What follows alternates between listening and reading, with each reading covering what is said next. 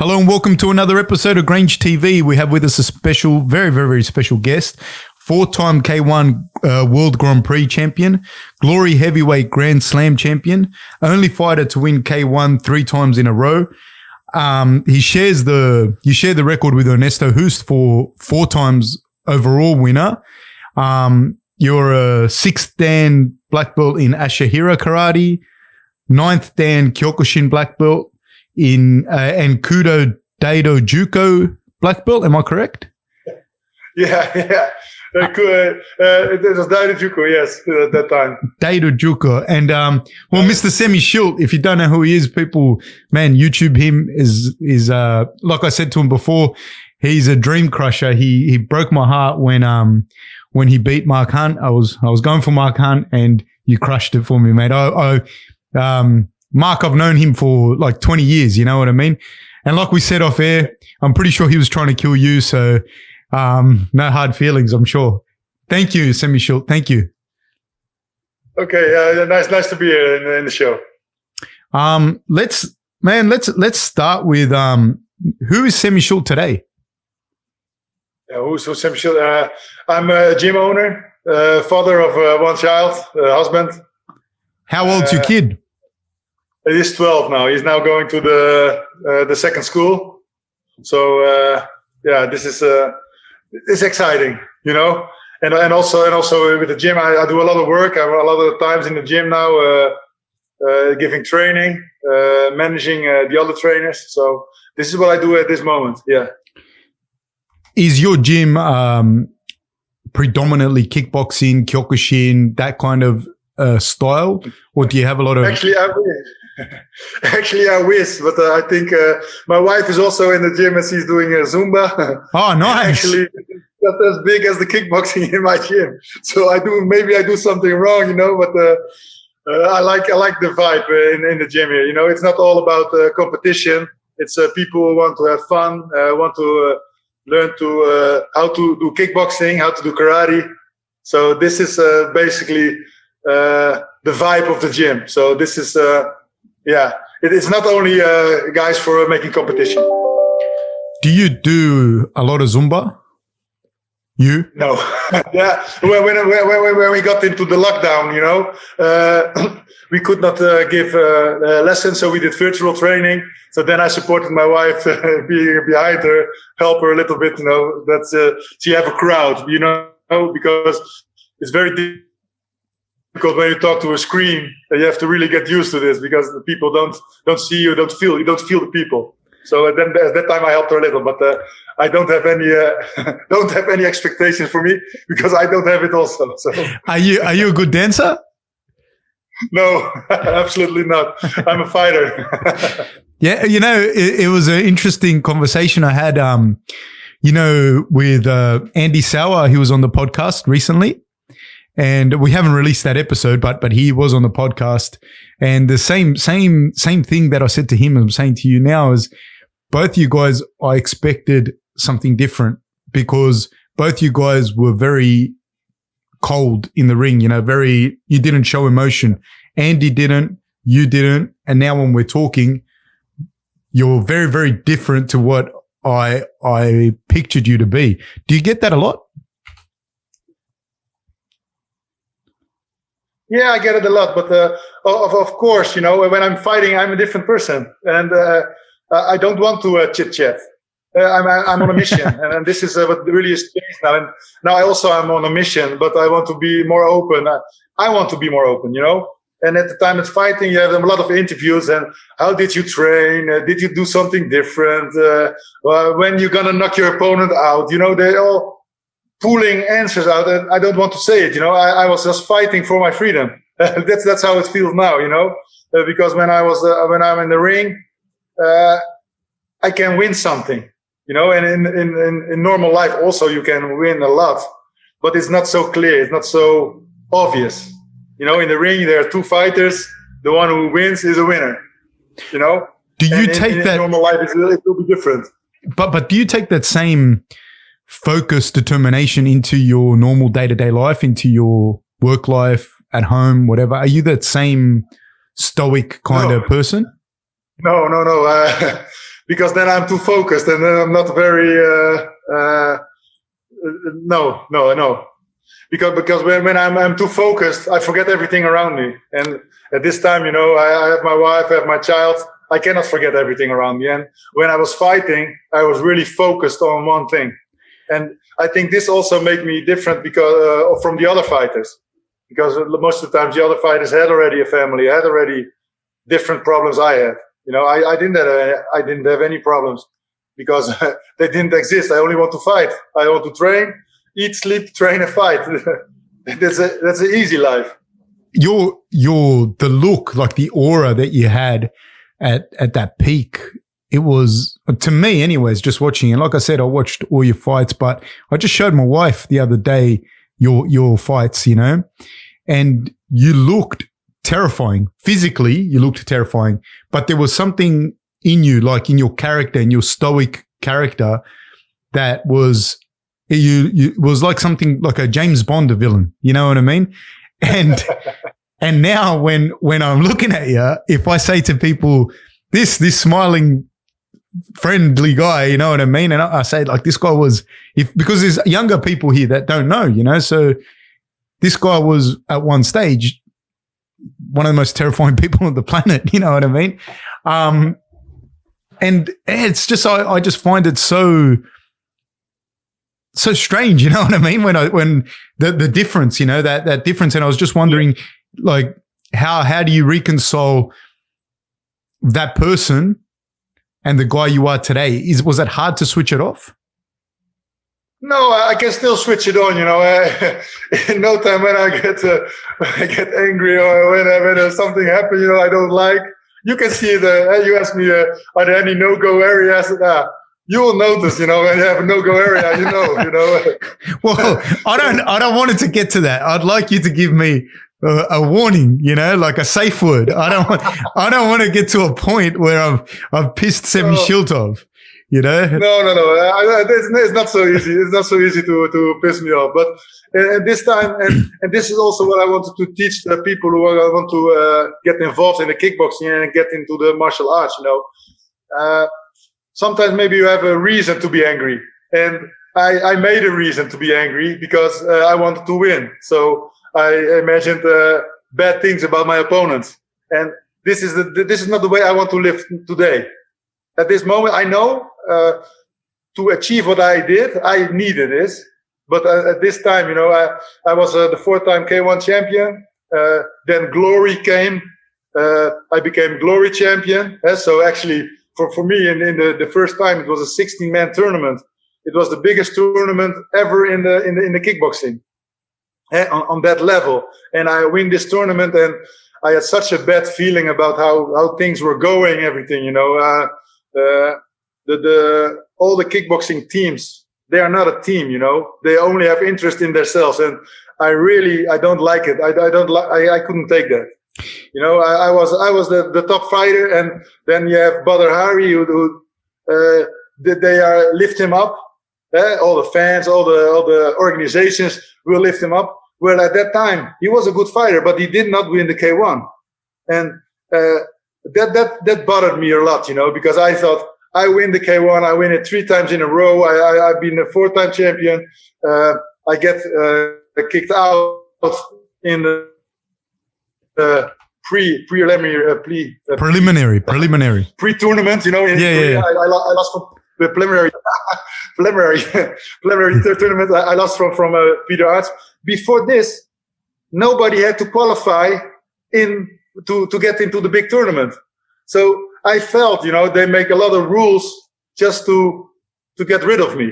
About the clinching, about the kneeing, all this kind of things. This happened when I started with Daidajuku. It already happened. Do you think it's your physical presence, like your physical presence, that made them change the rules? I think so, but I always had in my defense, because people say, he's just tall, he's a boring fighter, and that kind of things. I don't want to bother with this. Actually, the last time before the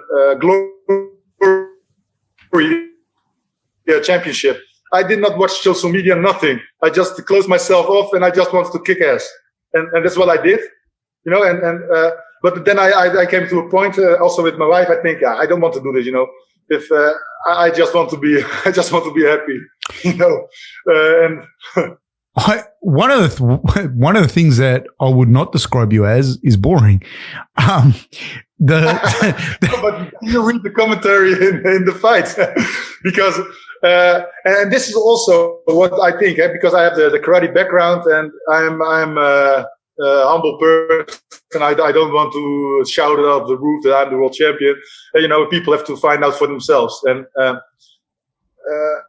it bothered me that the respect was not there from the organizations, from the other fighters. I think get rid of that. So when you retired, was it because of that? Because you also had a heart condition. Is that real? Like, was that? That's I believe in destiny in this way, really, because I got a heart problem, but I do believe the heart problem came because I was unhappy. For sure. Because of all these things happening. And for glory, they said really fast, you got a heart problem. It's off. They filled it in my Wikipedia. They make the story. But actually, I think it was maybe for another decision, Someone made the decision for me, and the heart problem was the best excuse. Because then I have to go another path. And I saw the other path, but it didn't work. So I think it's my final warning, maybe. How bad? Else. Like, how bad was your heart condition? Do you still have it today? No, I've been operated twice, and at this moment, thank God, I have nothing. What did they do to you when they operated? They made an ablation. I think ablation is the name in English. They go to through the vein. And they burn something in my heart, so they redirect the blood circulation. Okay. So this is what they did twice. The first time it didn't happen, didn't help, and the second time it also didn't help. But then I changed my way of eating, my lifestyle changed a little bit, and I think this is helping me now for the moment. Did your mom or dad have anything like that? Actually, my dad developed it now. But just recently. Before that, I was the first one in the family who had this, and now my dad also had. It's not really a problem because they say you cannot die from it, but it's really irritating. It's your heart. You need it though. Your heart. It's your heart. It's the one thing you can't miss. Yeah, your heart and your. Problem. My heart is a problem. When they say something like that about your heart, no, it's all right. You won't die from that. It's your heart. Like, nah, dude. Like, fuck that. It's hard to believe. No, you don't believe that.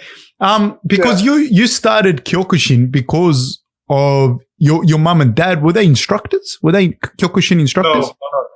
No. My mom and dad they practiced karate. They practice because I have just practiced karate. Yeah. I have two parts of that because they practiced Kyokushin. That stoicism that you have, that ability to focus, and that ability to deal with pressure, because you don't win 4 K1 titles without insurmountable pressure. Because for those that don't know, K1 at the time in Japan was enormous. So that stoicism, that I don't know, that focus. Yeah, does that come from your parents? What influence did they have on you? That is an interesting question, because many times people ask me about why I'm fighting, and this is the thing, I don't know. I don't know why I have this focus like I have. But I'm not even your ability to fight, but just like that focus, like that intensity. Even now when I'm talking to you through the thing, I can feel your intensity. Do you know what I mean? And people say I'm intense. Do you know what I mean? But I'm not.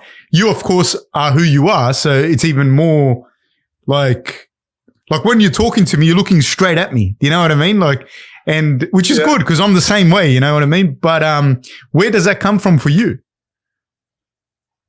Yeah, I don't know. I learned from my parents. Of course, when you talk to someone, you look him in the eye.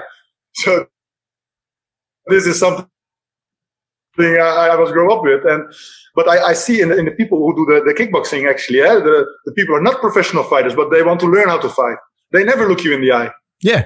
So I think this is also a way of life, how to look into the world. If you talk to someone, you look him in the eye, and then you can feel his energy. So I think this is something I learned from young age. Also in the class when I was in school, I was not actually the best student, but I always had contact with the teacher.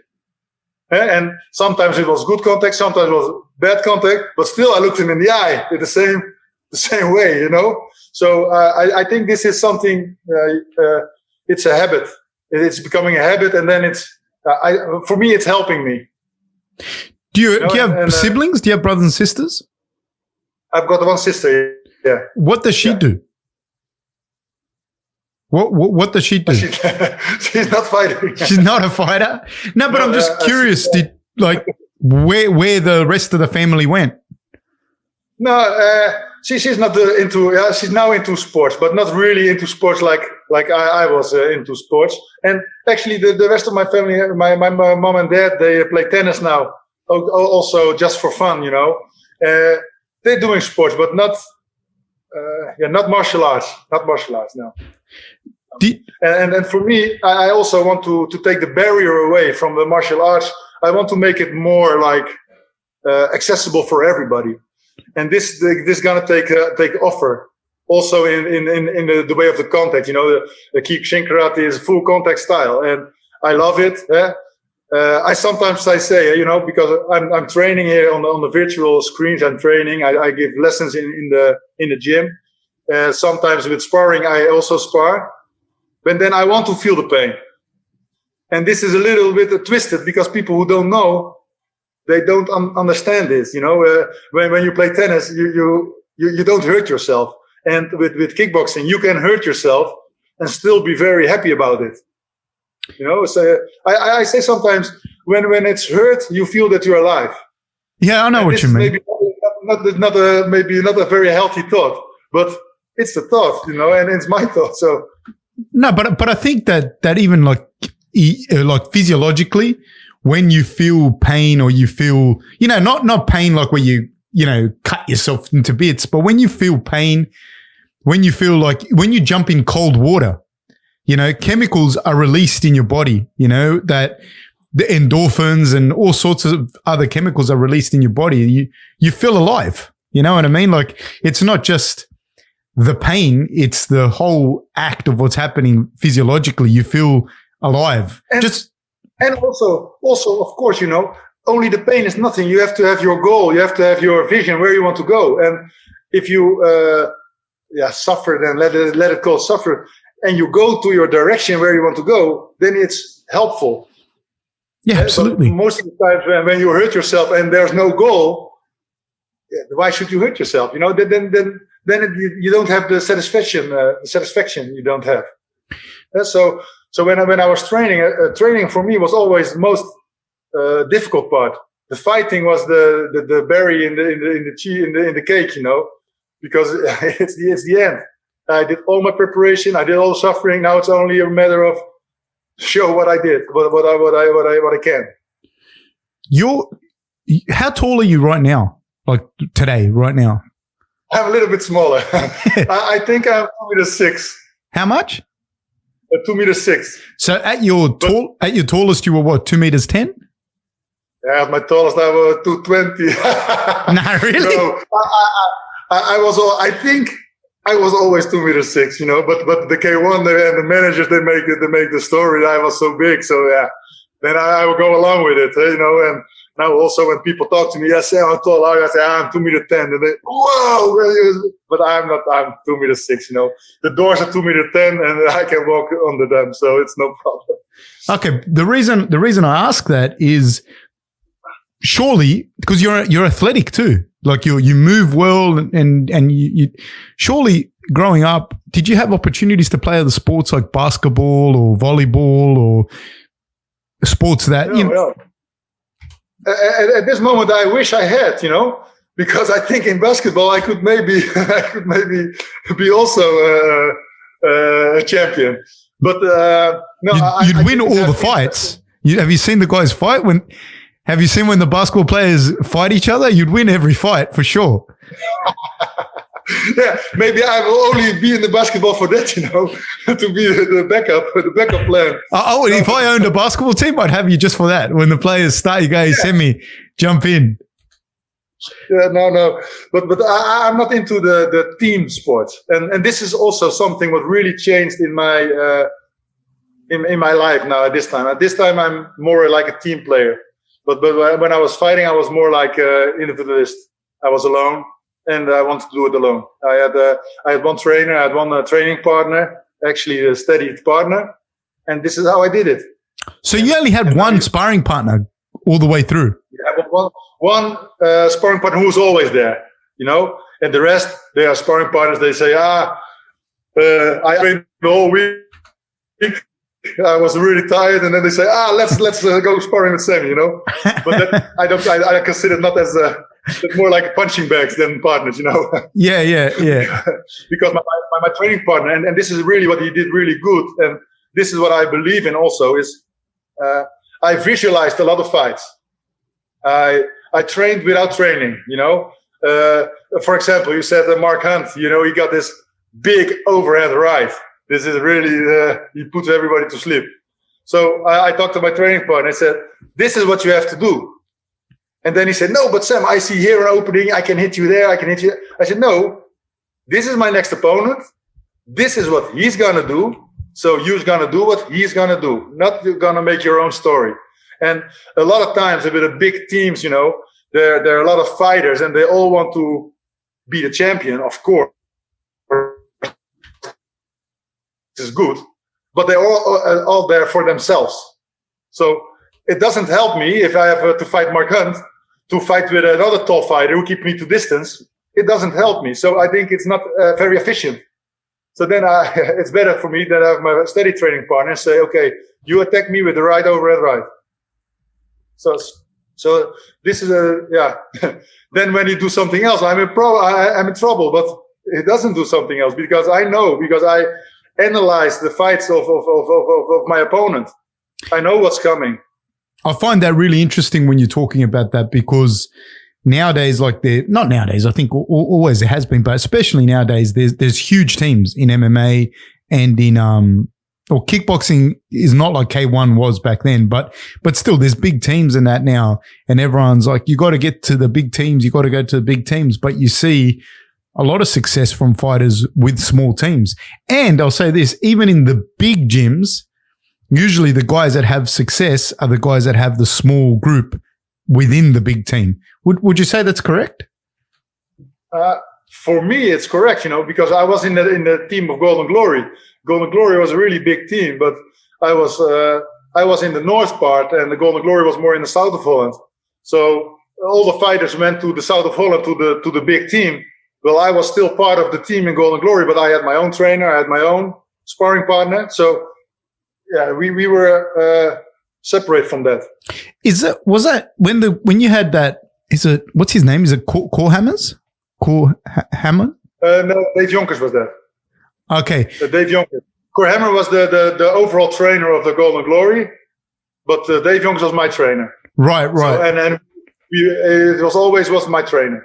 Because the reason I ask that is, what was that like when you guys had? Because sometimes Golden Glory would have like 3-4 guys coming towards the end. But it's different for you, I suppose, because you didn't actually train with them. Yeah. But what's that like? You're training together and you're like, man, there's a good chance I'm going to end up fighting this guy. Like, what was that like for them, I suppose, from what you know? Was it an advantage for you not being in that position? I fought my team. I did also karate competition, and I fight my own teammates. And at one time, I was fighting in a karate tournament, and I fought my own teammate. I almost lost because I was too, it didn't get fired up. So at that time, I decided, I don't want to lose. So then I kicked him out. Yeah, I win. And at that time, I thought, okay, it can never be in the way that we are training in the same team. I think it's difficult for the audience to watch. because I saw also other teammates of me, they're fighting each other. It's like sparring because you know each other so good. And for the referee, it's a nightmare because you participate in every way, and then they have to make a decision. So this is really hard. But for me, I know the other team of the Golden Glory, they were training together to fight me. That's how it felt, because I was a champion of Golden Glory, not them. So, to become the champion, I was in my own bubble. So for me, it was not an issue to fight my own teammate. But you felt that like they were all gunning for you. Yeah. Also in my own team, because I was the one, I was the champion. Yeah. So they're not going to help you. I can give an example of that. I was on training in Breda, and then they say, okay, Sam, you cannot use your front kick. When you were training? So I cannot use my front kick. Yeah. Sam, don't use your left arm, So I have to fight disabled. Yeah. They try to take out my weapon and then now to see what's happening. But for me, I know this. So I learned from this, because actually when I'm training for myself, I also train this. Okay, I cannot use my right hand. I cannot use my left hand. I cannot use. We try this, because I say to my students also, when you get injured, you have to fight. You cannot say, I'm injured. Wait a minute. So actually, every injury I had made me better in the other front. Right. So, right. But for me, it was not a nice feeling, and to have the teammates who did this, and also, of course, in normal training, it happens also. Every fighter knows, when you train with someone, he kicks everybody's ass. He's really hard, and then he comes to you and say, just take it easy, And you say, okay, take it easy. And then the first hit you make, it's a full hit. And then for me, then you'll see the focused Sam, Then it's okay. Then he's gonna get problem, because I don't let nobody hit me in the face. Only my father and my grandfather can hit me in the face, and that's finished, So, but that happens, Yeah, that's always there. Who would you say? And then I have a question about this, regardless. But who would you say was your biggest rival in fighting? In fighting, the biggest rival was myself, because a lot of times I hold myself back, and this is what I think now. I don't know for sure, but I was myself. I was always criticizing myself. This can be better. This can be better. And then when it comes to actual fighting, of course, I fought Peter Arts. I fought, I think, 5 times. That's what I was going to ask you about. Yeah. Yeah. But also this, and this is funny, because now we are there's the Senshi Cup is coming in Bulgaria. This is a really big organization. It's going to be, and I'm there also with Peter Arts and Ernesto Hoost, and actually we can now get along really good. Because at the time I was fighting, it was not like that. But now also they have their problems with the K1. Also, they were in the positions that they are not in the top positions. While I was thinking always, the K1 is also against me, but the K1 was against everybody. Everybody got his stories, that they get a little bit screwed, a little bit had to do the things they don't want to do, and this is what we are here now. And yeah, then if you talk about the biggest rival, then I think it's Peter. But not only because he beat me, but also he's a lot like me. Yes. We got the same attitude, and this is making it difficult. And I've got a lot of respect for him. And certainly the first time I fight him, that was a big part of the fight. Because, I don't.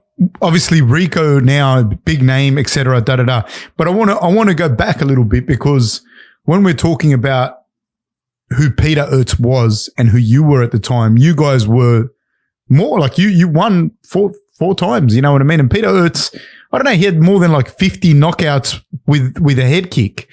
That's correct. So you guys, when you were fighting, I remember watching you guys fight, And my body would hurt just fucking watching. You know what I mean? What was that like getting up, like in your head? Like what was the focus that you knew? Because when you fight Peter Ertz, most of those fights went to decision and there was no easy fights between you and him. Like I don't care who won, no easy fights. Shins were clashing. No. You know it's going to hurt. Can you talk to me about that? About the feelings, I will not talk about this. Okay.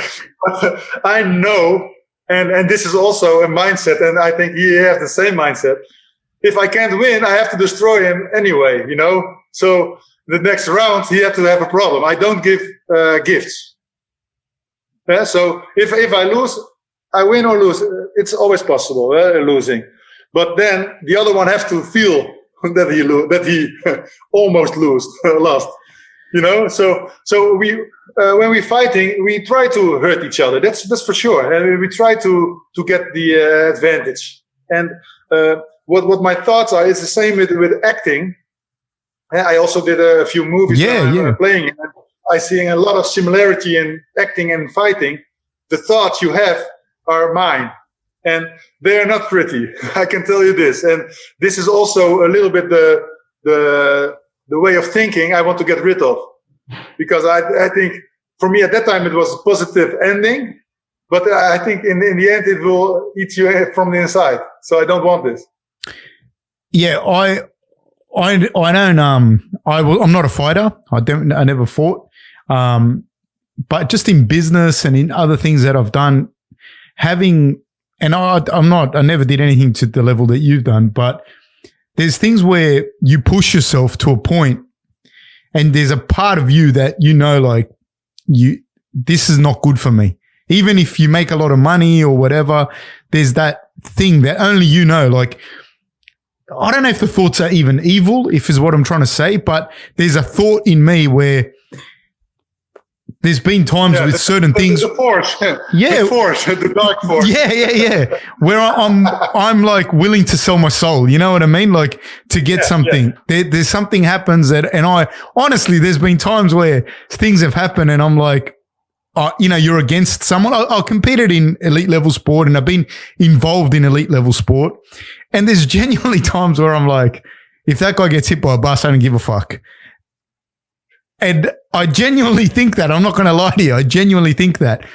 And if I say it to a normal person, they look at me like, what? How can you think that? You know, he's got a family and he's got this and that.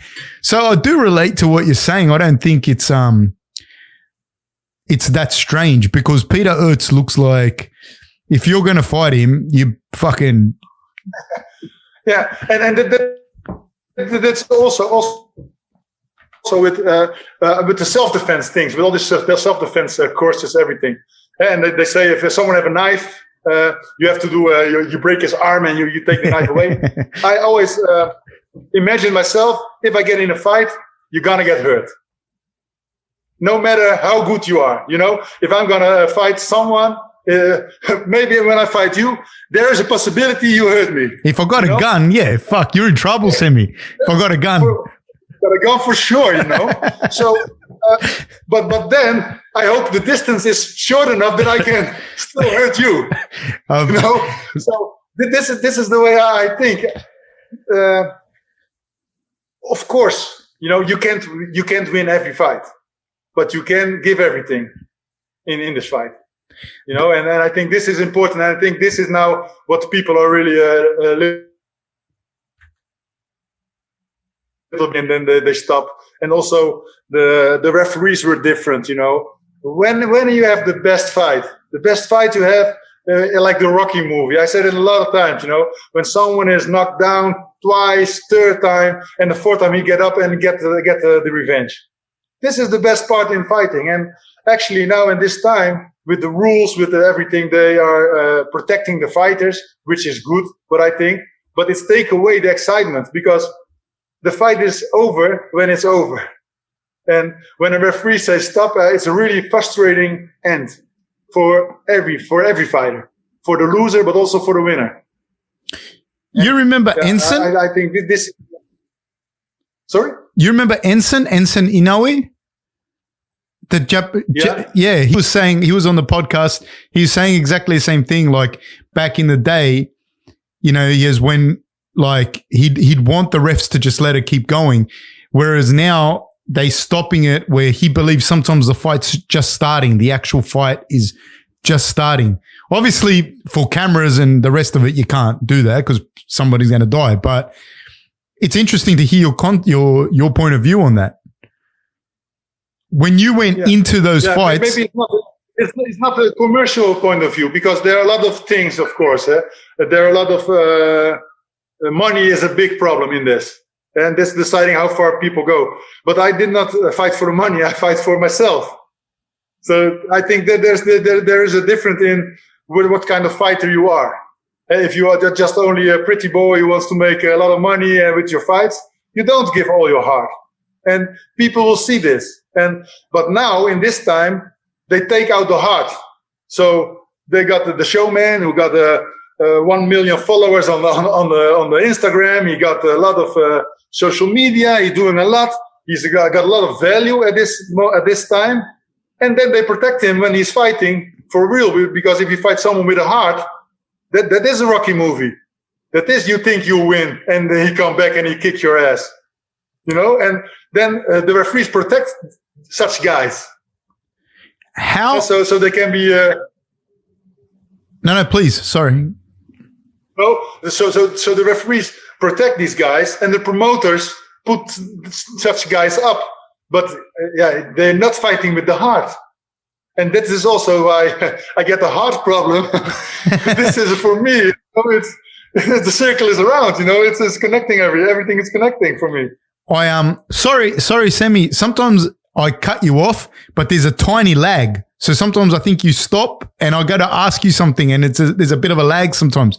So sorry if I cut you off because when I hear sometimes the podcast after, I realize I got to ask something and the person is kind of stopped, but they haven't. There's a lag. So I apologize for that.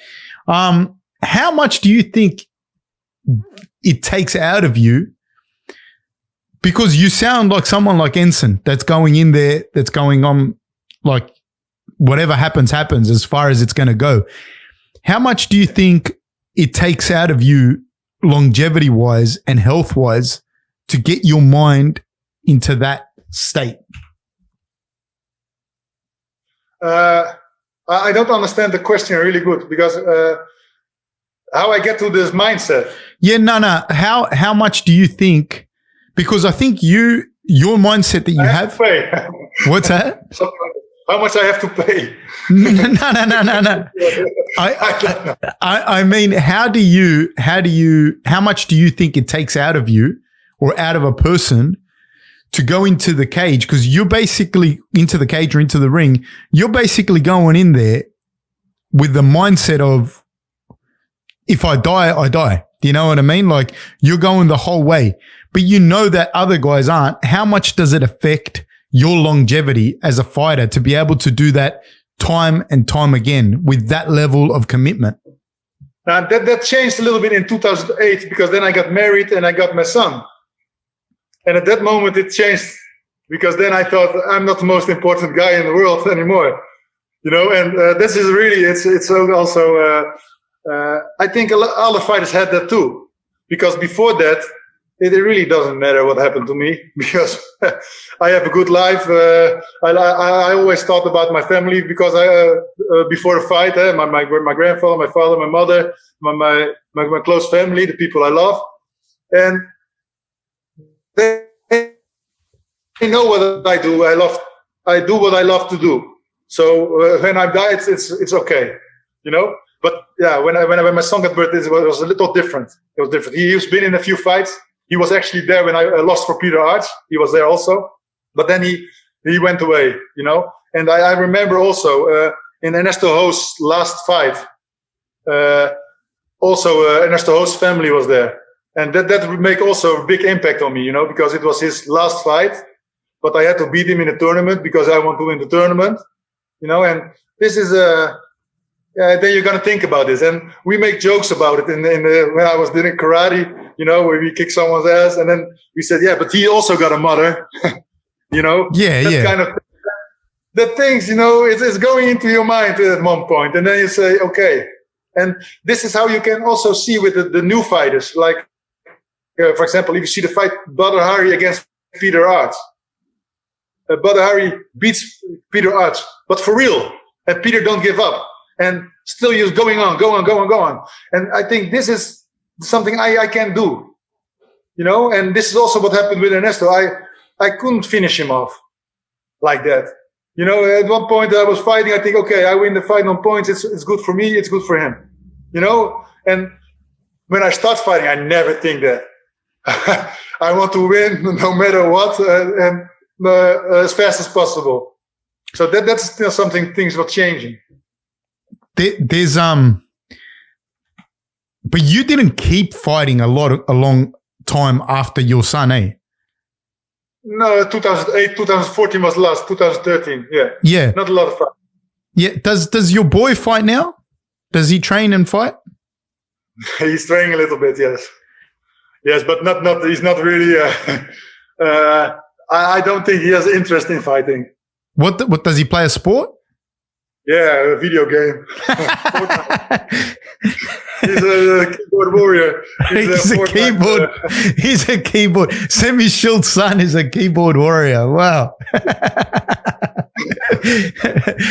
Is he tall? Is he big? Is he a big boy? He's big, but not. My wife is really small, so I think he will be in the middle. I think he will be 190, 185, something like that. Okay, so he'll be a big guy. I just want to say, for everyone else in the world, 190 is still a big guy. Not so big. Semmy, so who were you at school? Let's say we were at school together.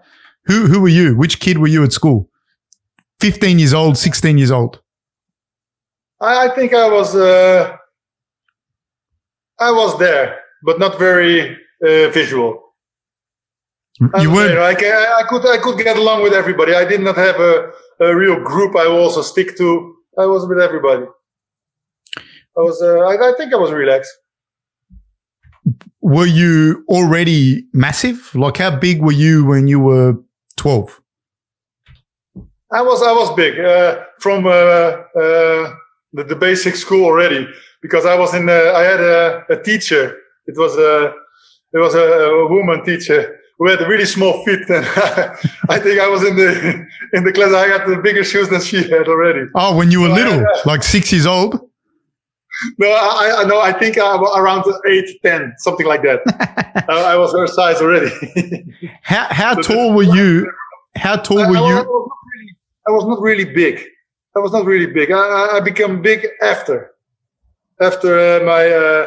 I think when I was 18, I really started to grow. Oh, so you still, like, say when you were 15, 16, how big were you? I don't know the size, but I was the biggest one, but just a little bit bigger than the rest. Not really bigger, not like now. Now I'm one head bigger than most of the people I see. Right. You've mentioned throughout the conversation, you've mentioned a few times your grandfather. Yeah. You obviously had a close relationship with your granddad. Like, can you talk about your dad and your granddad and your parents? Yeah, I had a good relationship with my granddad. Yes, he teach me to work actually. To do things.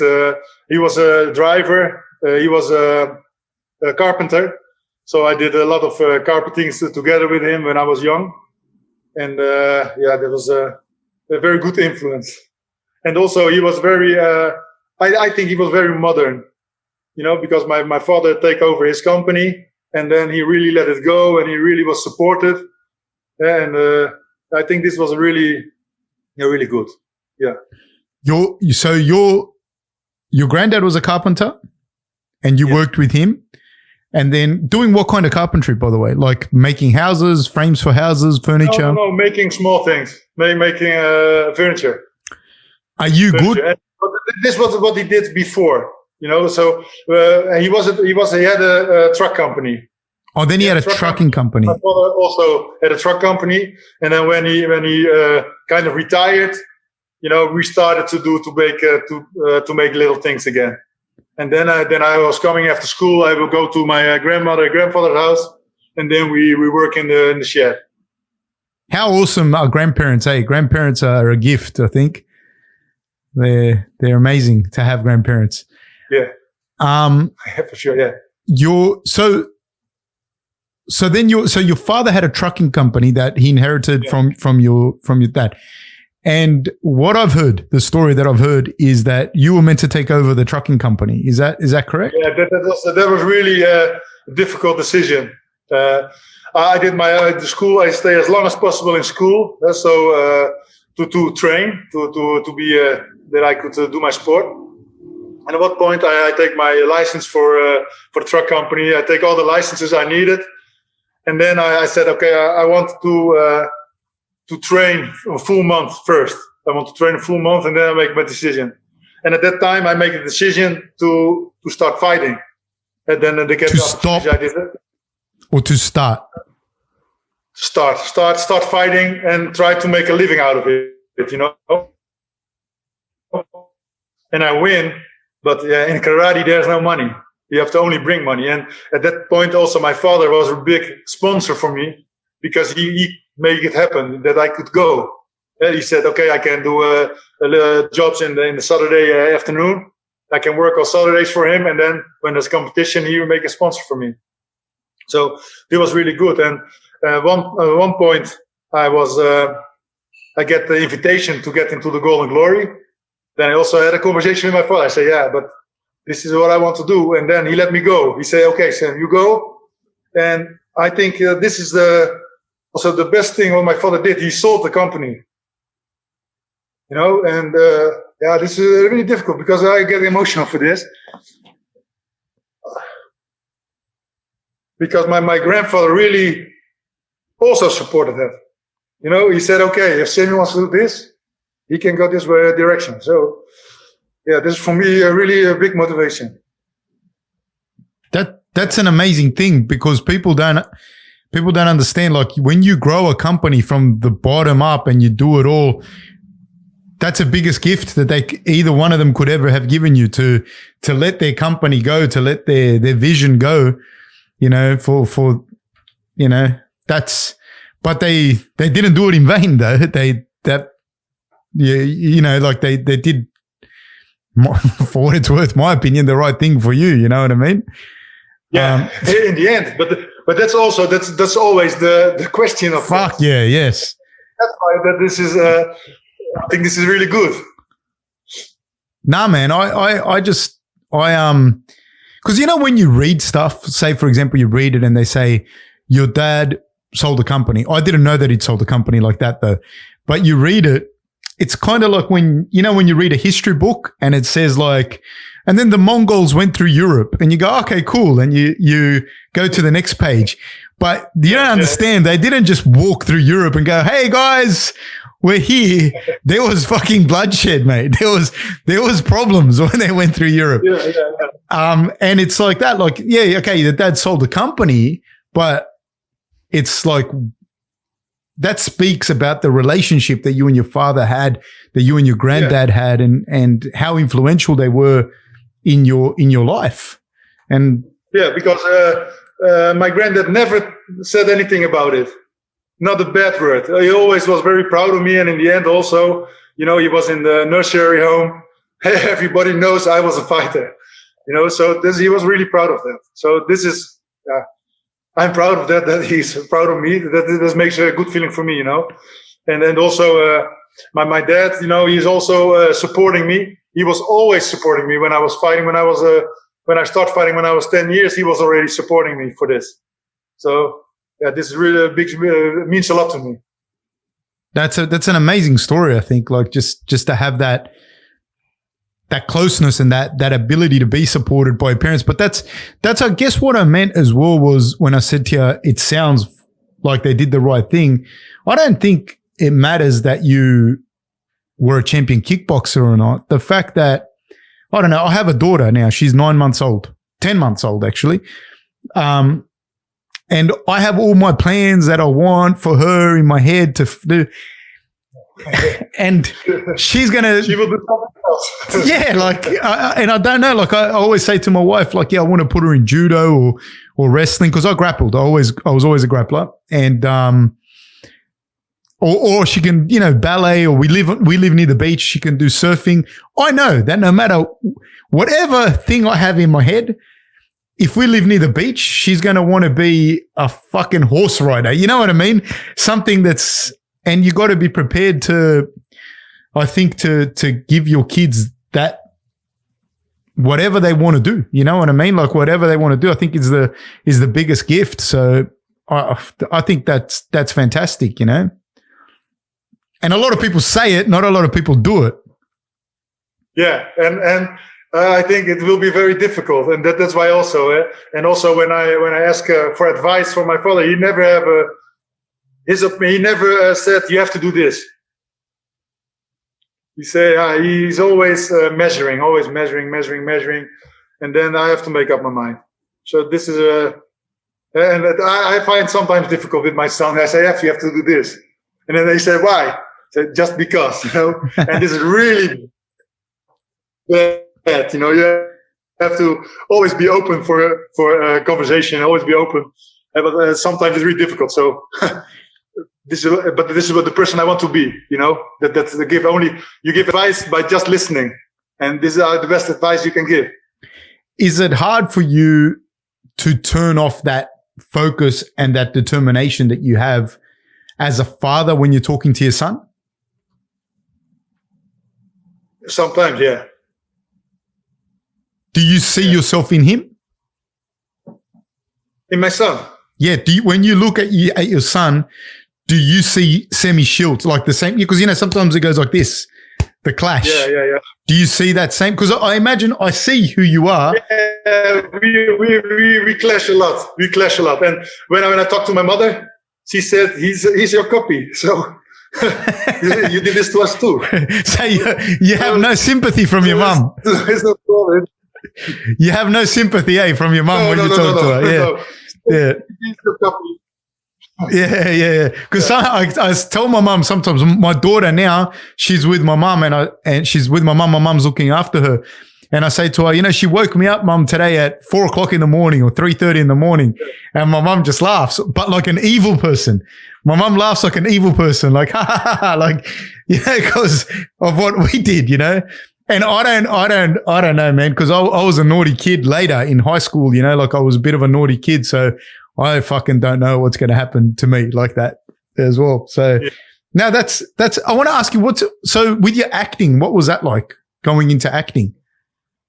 It was for me, it was a really eye opener also, because in the acting, I saw all this, there are also different teams. I see everything as fighting. You know, there are different teams. There's the team of the sound. You have the team of the camera crew. You have the director. You have the makeup, the light.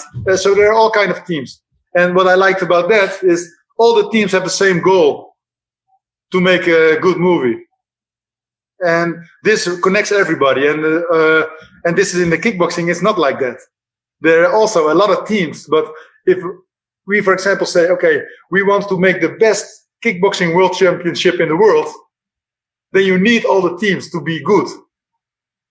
Yeah? And then but also you need everybody. So you also, I think, you have to respect everybody. And this was really in the movie was really an eye-opener for me. I think, this is how we have to do it. If you want to make kickboxing really big, you have to support each other instead of trying to kill each other. And that's the real eye-opener for me in the movie. And about acting, I think a fighter is they can switch really easy to be an actor, because it's the focus, it's the preparation you have to make. Everything. I sometimes do also clinics and seminars. It's preparing for a fight is preparing for everything what you're gonna do. If you prepare for this interview, you have to look at some of my fights. You have to think about what you want to ask. And of course, when it actually happens, everything is different. But that doesn't matter, because your preparation is there, and you always have your backup is there. And I think this is really important as a fighter, but also you need it as an actor. I saw an actor, he has to go into I did a Nova Zembla. There was a movie about we go to Japan with a boat, with a VOC. There was one actor, he had to go into a mast, I think, on the ship. Yep. In the mast, he go up and had to do some acting there. And I think, holy shit, man! I have to go up there. I'll never. They have to make a different kind of setting where I go up there. But he went up there and he did it like 5-6 times, because everything, when you're acting, it's never a one taker. It's always we like it very much. You were very good, but can you do it one more time? And this is something also I cannot cope with that. If you say to me it's good, then for me it's finished. It's good. So if you want to let me do something again, you say it's wrong. You have to do it again. Then I can cope with that. But if you say, "Really, Sam, you did really good today, but I want to ask you again," then for me it doesn't work, But the kind of focus you have on the fighting and on the acting, I think this is a little bit same. Also, when the camera is rolling, you get the effect of, okay, now it's gonna be good. And before that, it doesn't have to be good. Only when the camera is on, it has to be perfect. How many hours would you be on set? For a random movie in Holland, I think about 10 to 12 hours. That's a long day, man. And then maybe in the end, you make 5 minutes. Really? It's that small? Yeah. Acting is a lot of waiting. That's how did you cope with that? Because although it's similar to fighting, but fighting you're going. You know what I mean? You're not there. How did you cope with the long hours of you being there, with making that transition? But also that time get used to it. When we have for the K1 tournament, also we get to the in the morning we go there, and you have to fight in the evening or in the afternoon. So I'm used to waiting. When you were? And I'm also when you can wait. Sorry, you can wait and you cannot prepare. So when you have to wait all day for fighting, you're gonna prepare. You're gonna rest. You're gonna eat something. You're gonna move a little bit. You're gonna get your muscles loose. This is all the same in acting. You talk about your script. You make sure you feel yourself. You get yourself into the right mindset. So you have all day for that. So yeah, for me, it worked for me. It's interesting you say that, because I think it's the waiting in the fights, the lead up, the fight week, the lead up that crushes people a lot of the time. It's because once you fight, if you're in there, you're fucking going to have to fight. Like, that's not the issue. The thing that can crush you is you waiting, the wait. Like, if you're going to jump in cold water, once you're in, it's all right. But it's the waiting, the thought of what's going to happen. You know what I mean?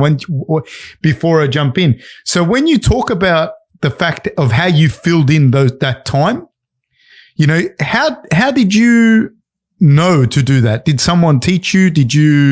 Is it something you worked out yourself? Is it something you just knew?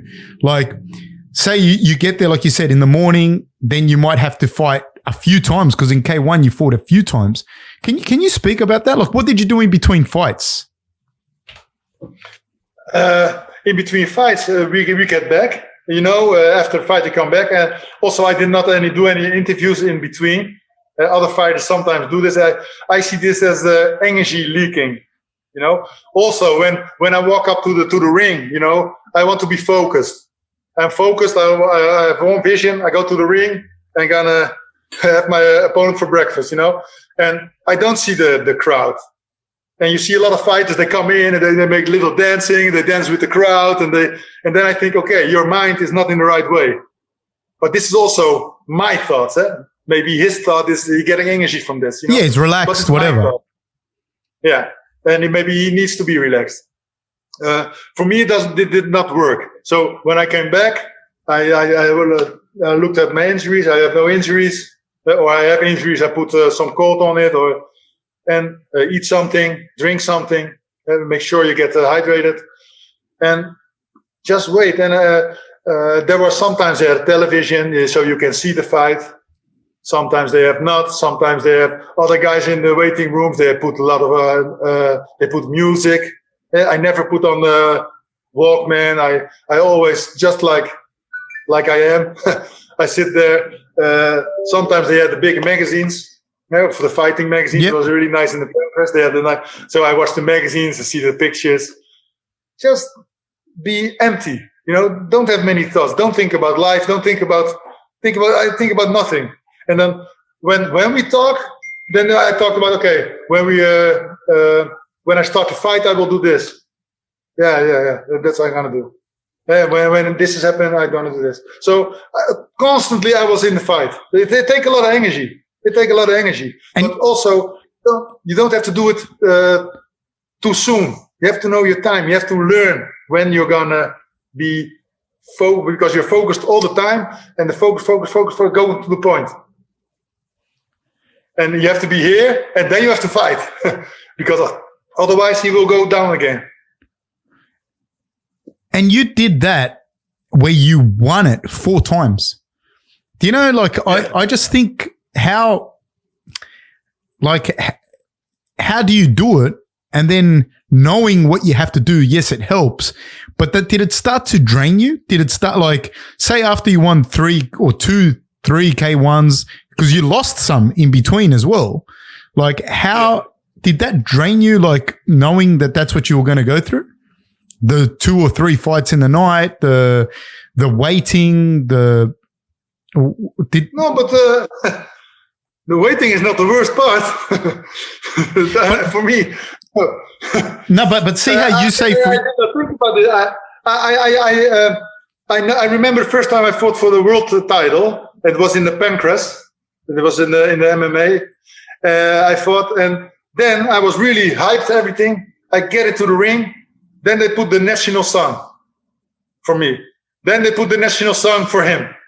Then they did, I don't know, a commercial break or something. Then so I have to wait 10 minutes before I fight. And at that point, I lost the fight.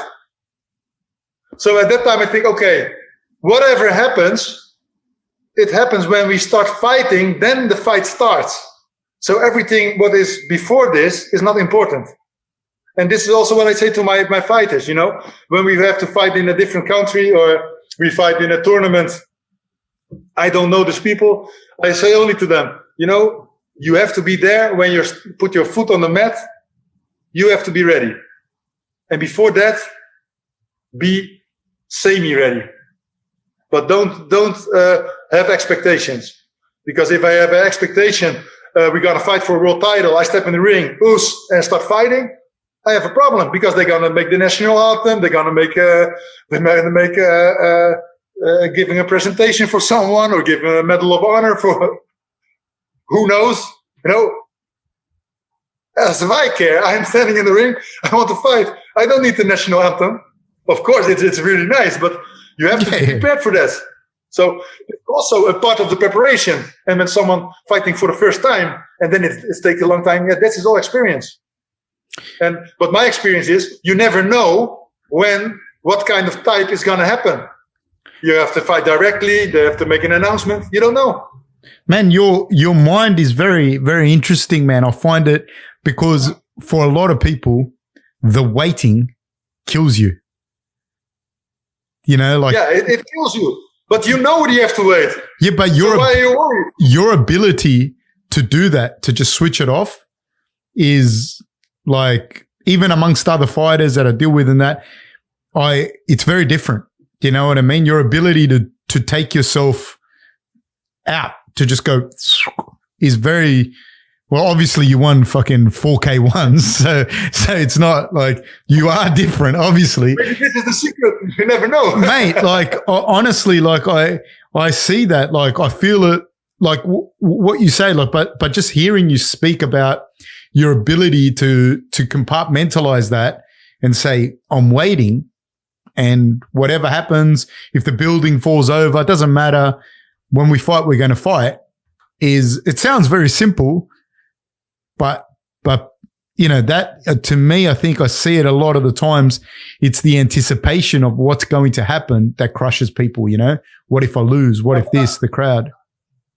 But I think I learned this from experience. Because now you talk about it like that, I remember I had a karate tournament and I thought I should fight one particular guy in the finals. Then he didn't make it to the final. I lost. I was second. So at that time, I know, all right, if you're fighting a tournament, you never know who's going to fight. And then in the interviews, they always ask, okay, Sam, you fight in the first fight, you fight Jerome Le Banner. In second fight, who do you think you're fighting? Then you have two opponents. After that, you have another two opponents. So you never know who's you're going to fight. So for me, I said, I don't worry. I only worry about the first fight.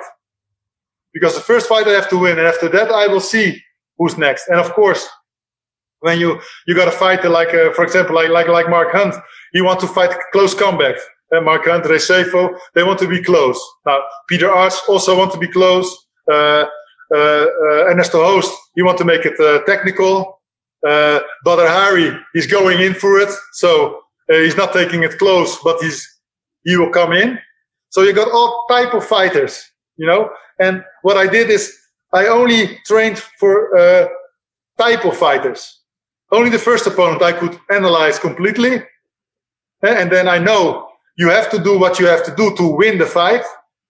So you cannot lose the first round and say, I was preparing for the next fight. I think it's really stupid. Yeah. You have to win the first round before you can think about the next fight.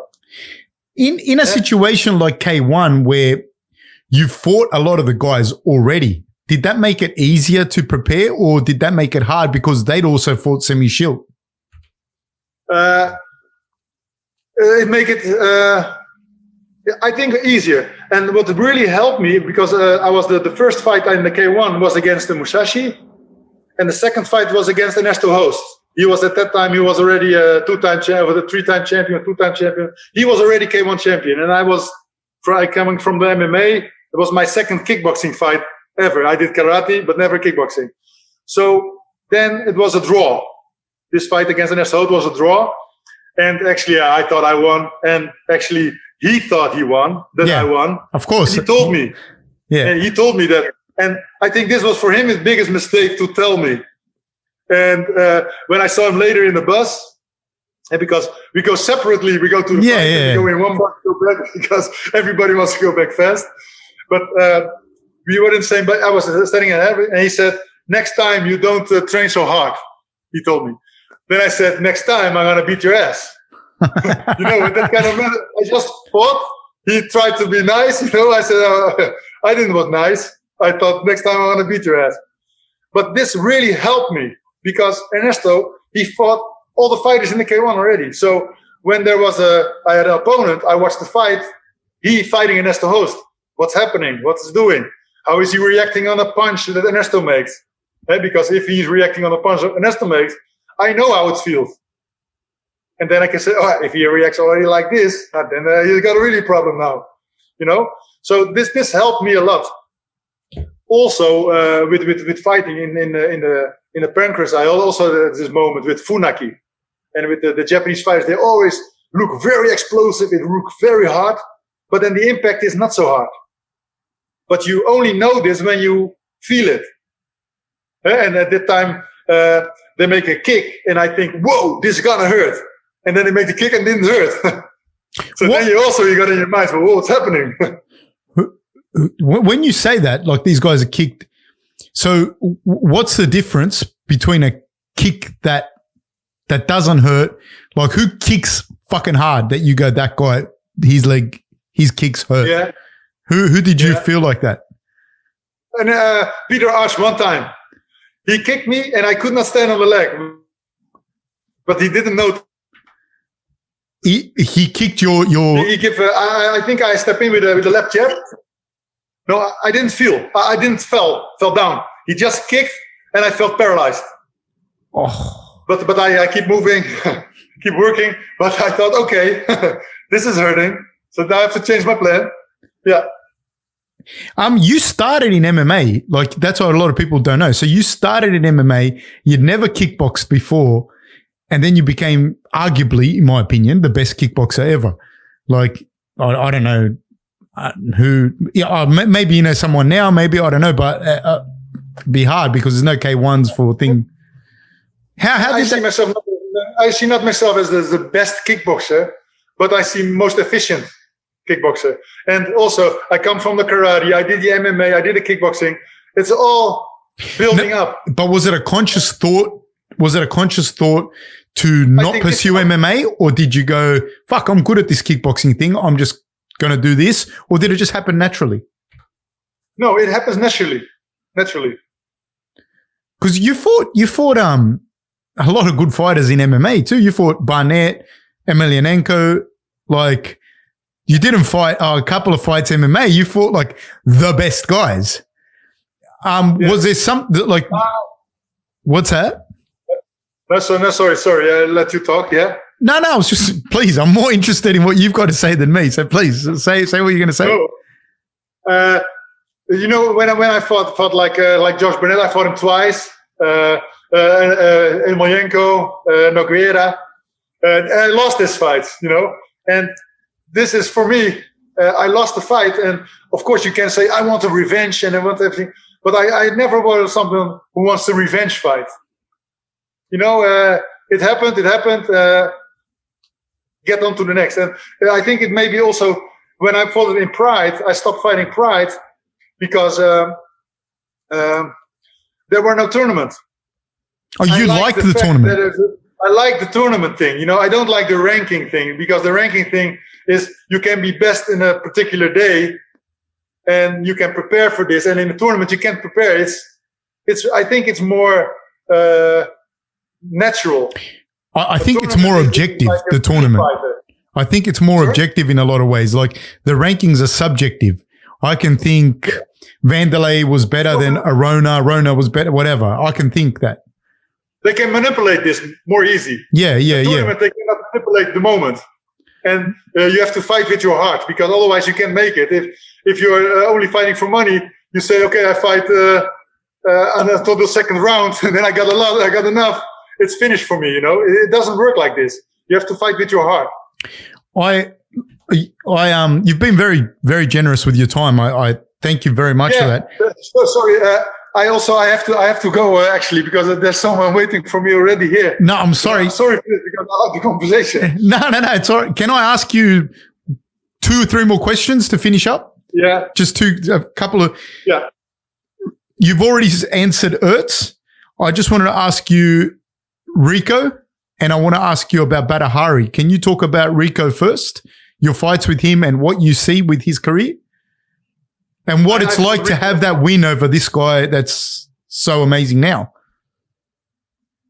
I fought with him in the biggest tournament, in the 16-man tournament, and I beat him in the second round. It was 2-minute rounds, I think. It was a shorter time because they had a new format.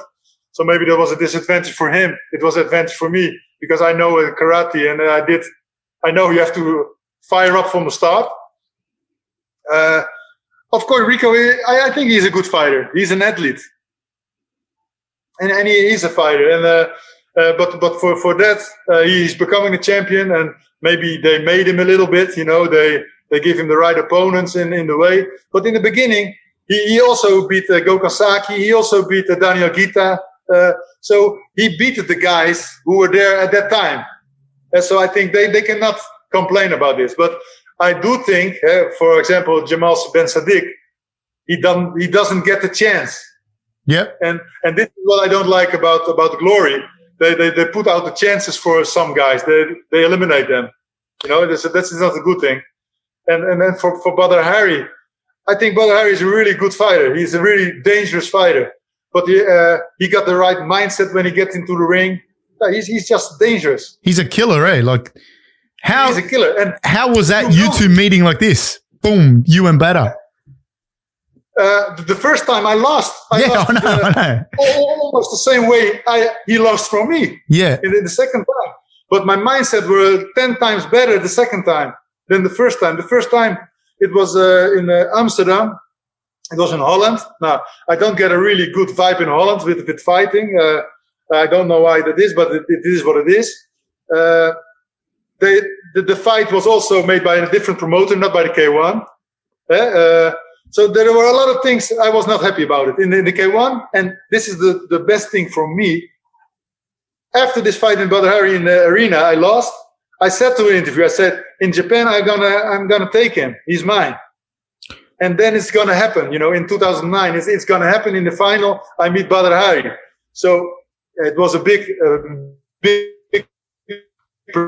pressure for me, but and he underestimated me. He think I will do the same thing I do always, but I did not do the same thing. I fought different, and this is not what he expected. You prepared for that specifically? Like you prepared to? No. You just fought differently on the day. I prepared for my first fight. I only my first fight, and then maybe I fight Alice. Actually, I had the music the night before. I had the opkomst, the entry music from Leicester was in my head. I got a feeling. Yeah. I had that in my mind. I think maybe I have to fight Alistair in the final. And then he lost. I thought, okay, it's Badr. Okay, also no problem. And when I came back, because I had the second fight, so when I came back, I looked at Badr because we were in the same dressing room, in the same sides we were. I looked at him and I thought by myself, I'm going to kick your ass this time. I'm going to kick your ass. And he thought probably the same, but he underestimated me. What is it, when you see the soccer teams, you play at home and away, and it's a big difference when you see soccer teams, home and away. Here in Australia, rugby league, you see there's a difference. What is it for you as a fighter, the difference between home and away as far as Holland and Japan? What was the difference you felt? I think I always fight away. I don't think. Also, when I fought in Japan, I was never a favorite. And this has to do what I believe also with religion. David and Goliath, the big guys are always the bad guys. So this is something for me. It's always an away fight. But you felt more comfortable in Japan than in Holland? No, but then Holland is maybe more far away. Yeah, that's why is Holland more far away? Yeah. Why? Yeah. Why is Holland more far away? Yeah, I don't know, because I think the Dutch people are really criticizing everything. In Holland, you're as good as your last fight. Right. In Japan, you are good or you're not good. The people respect it more. Semmy, thank you so much, man. I won't keep you, mate. It was a real pleasure, man, and thank you for being so generous with your time. Thank you so much, my friend. Thank you. Yeah. I wish you the very best in all of your endeavors. Where can people follow you, and what projects can they follow you that you're doing today? The name of your gym, etc., whatever, so I can put it on the. I had the Fight Game Academy. I had the fitbysemmy.com. This is also, I do the virtual lessons. I do. Sometimes they can join. They can buy a single lesson and then join me on the Zoom. So this is really also a nice thing.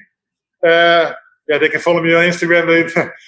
I think I'm a pretty accessible guy.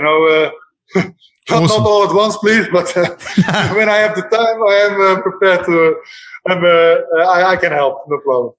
Semmy, thank you so much, my friend. Please, all the best to you and your family, and thank you for being so generous with your time and with your stories. So I really appreciate it.